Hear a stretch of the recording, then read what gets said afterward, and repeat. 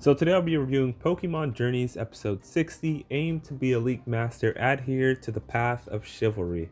This was a great episode. We finally got the rematch between Ash and Rinto, and the long-awaited evolution of Farfetch'd, so let's talk about it. So the episode starts off with us finding out that Ash has moved up to rank 273, which is crazy because the last time we saw him in battle was episode 51 and he was ranked 381, and now he's just 273.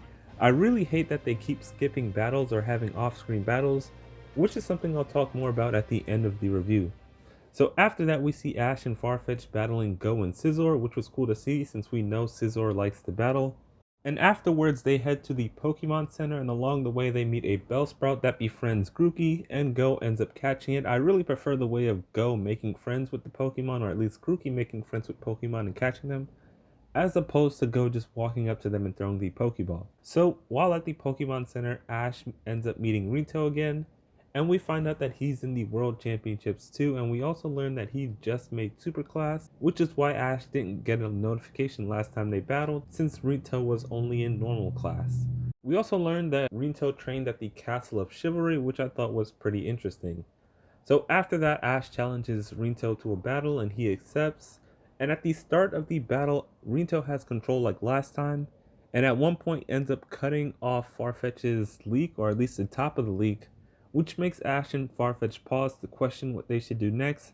Then Ash comes up with one of his Ash plans and tells Farfetch'd to use the Leek that was cut off as a shield like Aegislash did in his battle with Wilkstrom. And when Rinto sees that, he says it's a mockery of a knight and that they can never beat him.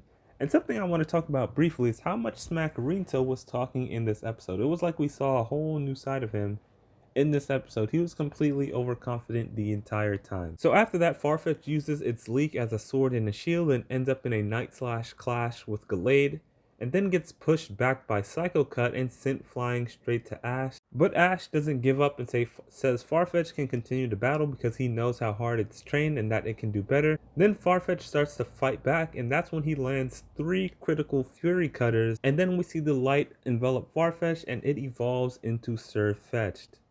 Then Sirfetch'd and Gallade get into another Night/Slash clash, and then Rinto tells Gallade to let its guard down so that Farfetch'd's Night/Slash will hit it, since that'll activate Gallade's ability Justified, which would power up its attack. And when it does, Gallade maxes out its power and then attacks with a superpowered Night/Slash, which Sirfetch'd is able to block.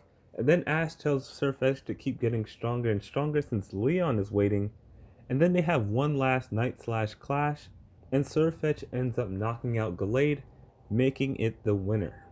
So then Ash's rank goes up to 184, and Rinto says they clashed with everything they could, but they were still too inadequate, and then thanks Ash for the battle. And then at the end of the episode, we see Go talking about how Ash's words protected Farfetch'd, and how in response it evolved, showing the true strength of a knight. And then we see Sirfetch'd protect Ash from a puddle, and the episode ends. This was a pretty great episode overall. We finally reached the last stage of Farfetch'd's development, and it got its evolution into Sirfetch'd, and I really love how you can really tell that the training paid off in this episode, which made the win feel even better. I hope we get a similar character arc for Gengar and Dracovish, who we haven't seen since it was first caught. I'm not sure if Rinto will ever return since we never saw his rank at the start or the end of the battle, but since Ash moved up quite a bit in the rankings, we can probably assume that his rank was close to Ash before the battle started, so maybe we'll see him again in the top 100. But based on how this episode ended, I don't think we will be seeing him again.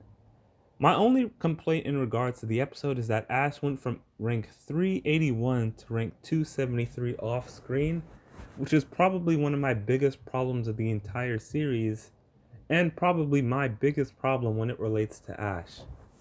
At the pace Ash is moving up in rank, since he's 184 right now, he probably only needs one more battle to enter the next class and into the top 100, which happened way too quick and with too many off-screen battles.